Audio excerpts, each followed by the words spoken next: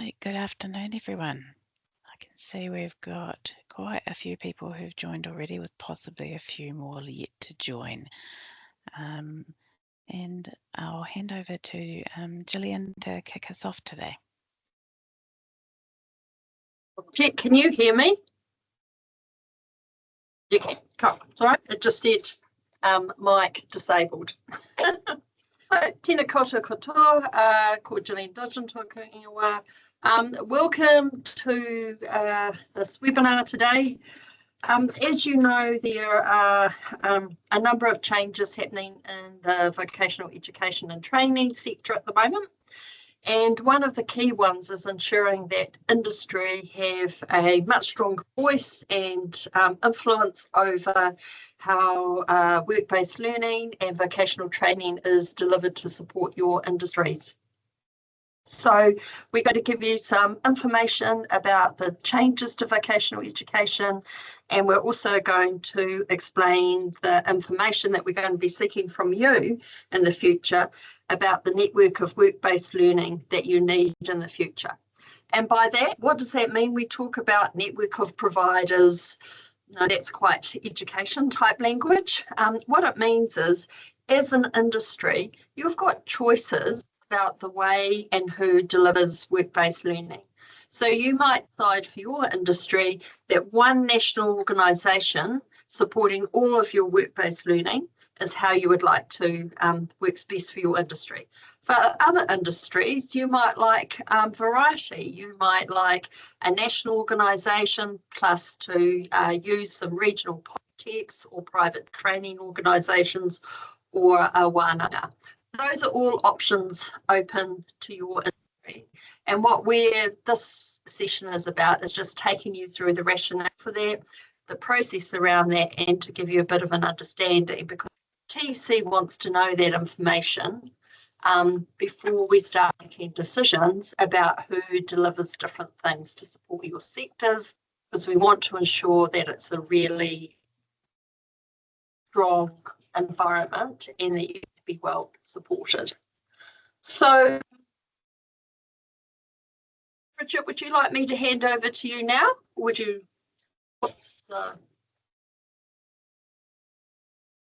would you like to pick up the next bit? Whoops, you're on mute. Absolutely up to you, Gillian. How would you like to run it? Okay, how about I do the next two slides and then I'll let Bridget do all the meaty stuff. How's that for a... We've just, for team, we've just come off and spending a couple of hours inducting some industry people into the new Establishment Advisory Group. So just switching my head from one webinar to the other. So what do these changes mean for industry? The new system comes into place on the 1st of January 2026. So that's when you will start to see changes happening. And from that time, Polytechs, wānanga, or PTE, so those are private training organisations, all will be able to and will be allowed to offer work-based learning. But to be able to do that, they have to pass a couple of hurdles. One is that your industry, as an example, wants a Polytech to deliver work-based learning. If your industry doesn't want Polytechs or doesn't want a wānanga, then we're not going to approve them to do it. They also have to get their programs approved. We need to make sure they're financially sustainable, because we want to make sure that your learners are going to be well looked after in that work-based learning environment, along with the employers. So currently, about 80% of work-based learning is delivered by the 9 work-based learning divisions which sit within Te Pakenga.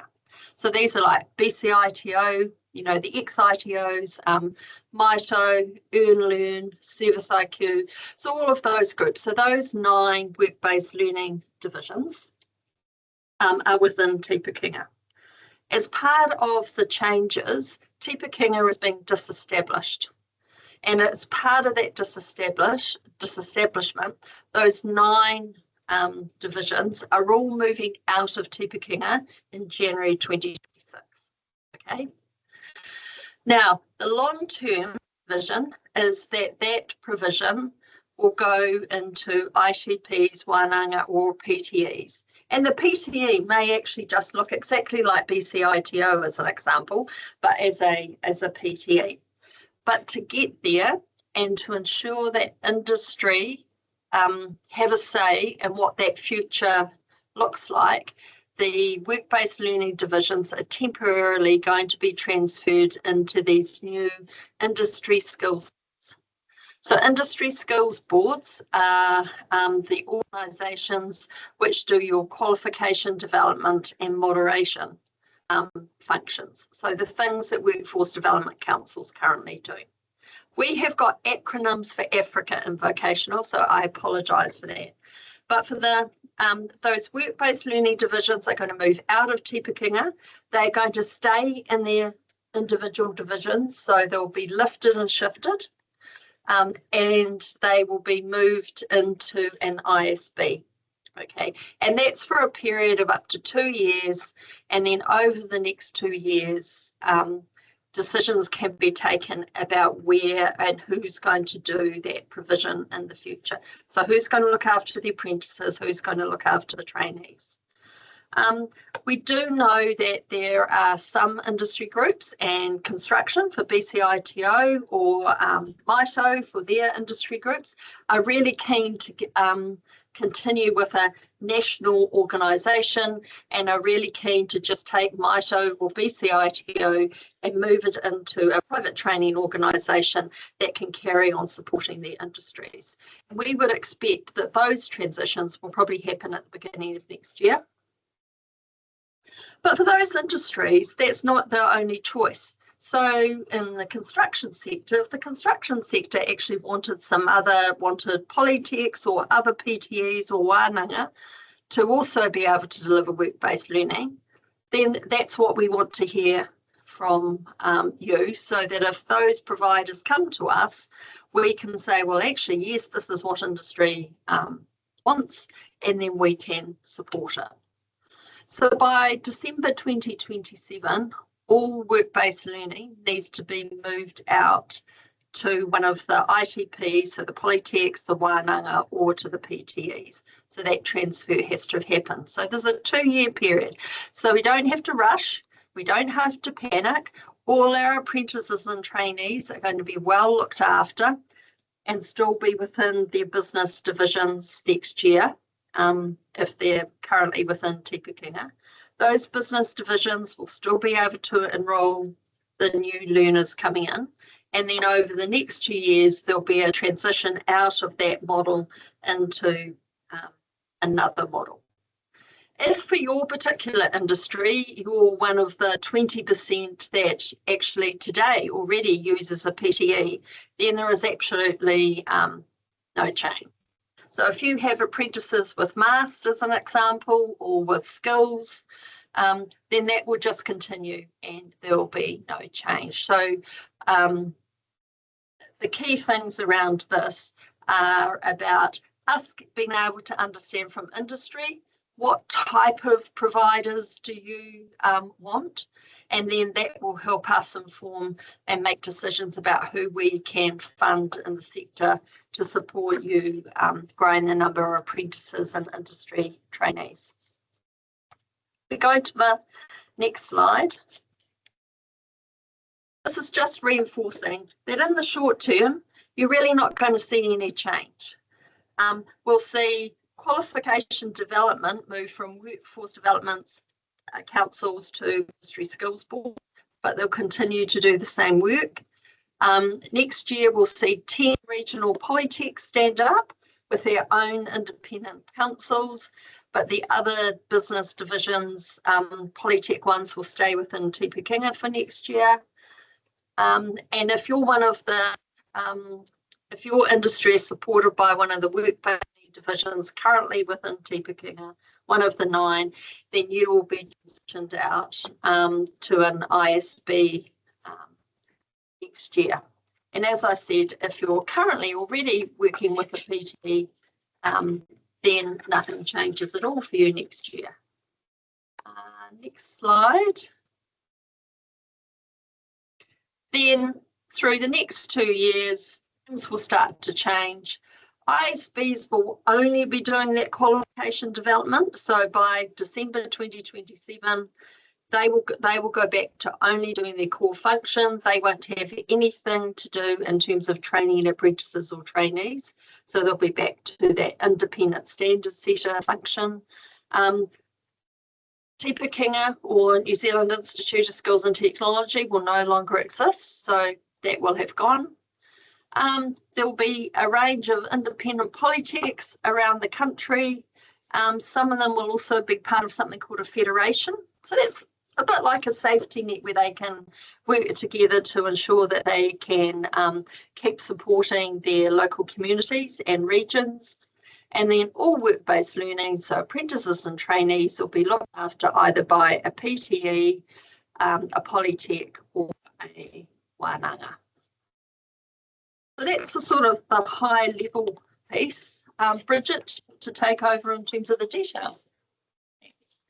Lovely. And I think some of these slides will answer some of the questions that are popping through at the moment too. So I appreciate maybe if you could hold off some of your questions just for a moment, because otherwise we may spend a lot of time going over things that are already covered.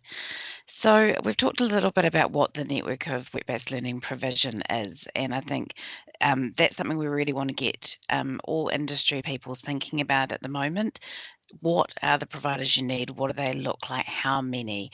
And I know Gillian's already touched on this, but it's good to put it in a slide really clearly, because we will make these slides available after today, and you can go back and review them. And I do suggest, if you have meetings of industry associations, local employers, other things, start having these conversations, because they may not be ones that you've had before, or there may be ones that you want to revisit.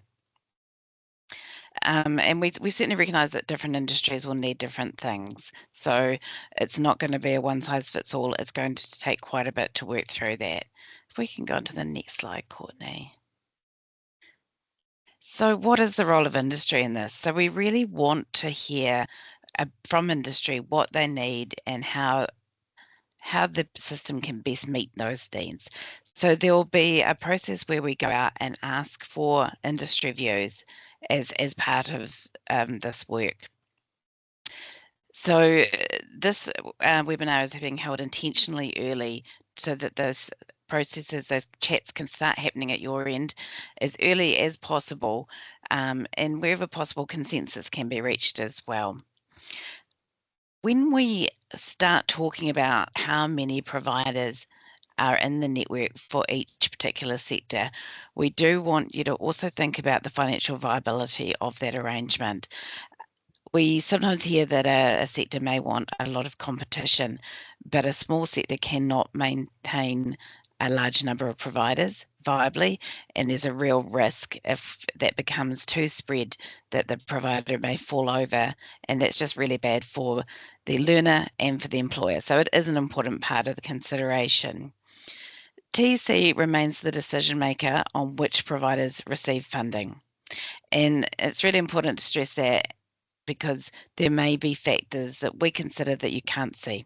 So we will see into the finances of an organisation, any compliance actions that have gone against them, and these are really important considerations to protect learners, but sometimes they're not visible outwardly, so it is important to keep that in mind. Can we move on to the next slide?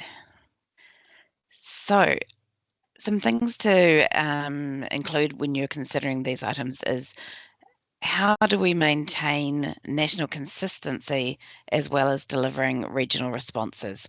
There's a constant tension between targeted regional initiatives and national bodies, and I think have a really good think about that in your networks. It's an important one. The other things is how we best use niche training providers, and I can see there was a question along that line. What's the role of niche training providers and how does that work?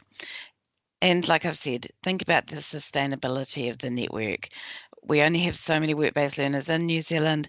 Not all sectors will be able to sustain multiple providers. Some absolutely can. So it's really worth thinking through what that looks like. The other thing we may look at is where there's, and across the work-based learning division, we see some things that are high volume, and those tend to be more profitable to deliver versus the low volume niche provision. So it's great to see a provider that's prepared to do a balance of those items that deliver to a specific sector. So if they take a cohesive and coherent package of learning for a sector, that can be a really positive thing. One of the things we don't want to see at the end of this process is that everything that's low volume and niche has been left behind. So these are things I'd also encourage you to have discussions about as you meet. Next slide.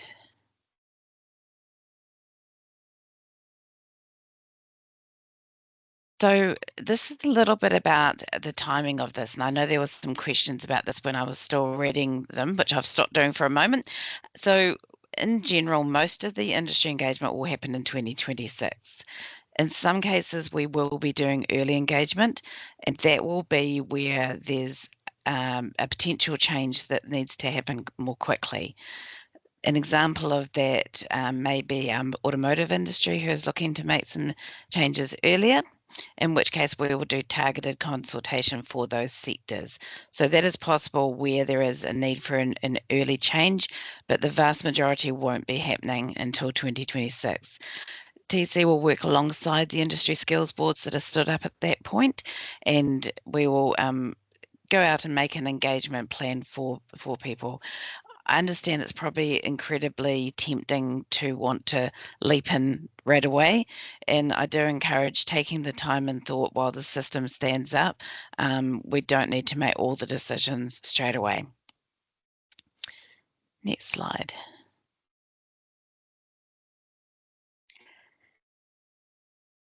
One of the things we do encourage is to consider provider neutrality wherever you can. I think it can be a temptation to say fund this provider, but what we really want to hear is what does the network look like? And we'd rather hear we want 4 national providers, or we want 2 national providers and a specialist urban Auckland provider, or something like this. TC holds the decision on which providers to fund.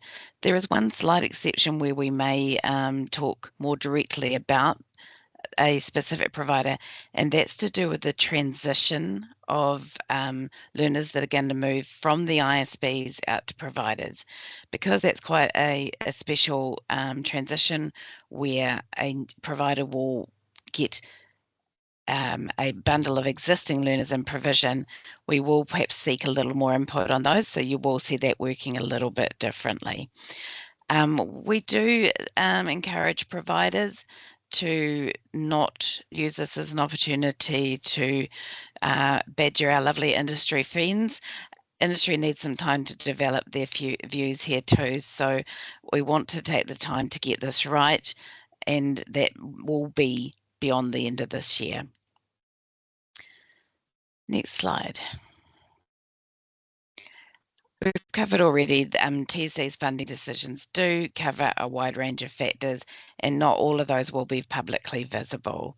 There will be providers who are able to deliver work-based learning who TC won't fund, and I think that question came up too. Our criteria to fund may not be the same as the criteria to deliver, and we are focused on the ones that we will fund. We will always look at a whole lot of factors about the provision, the provider, and where they're delivering. So those are really important. So the connection to industry is an absolutely integral part of our decision, but it's not the sole factor. Next slide. Right, we can start delving into the questions, and I know quite a few came through the chat before Courtney moved you into the Q&A delightfully. I'm going to go back and pick some of those up.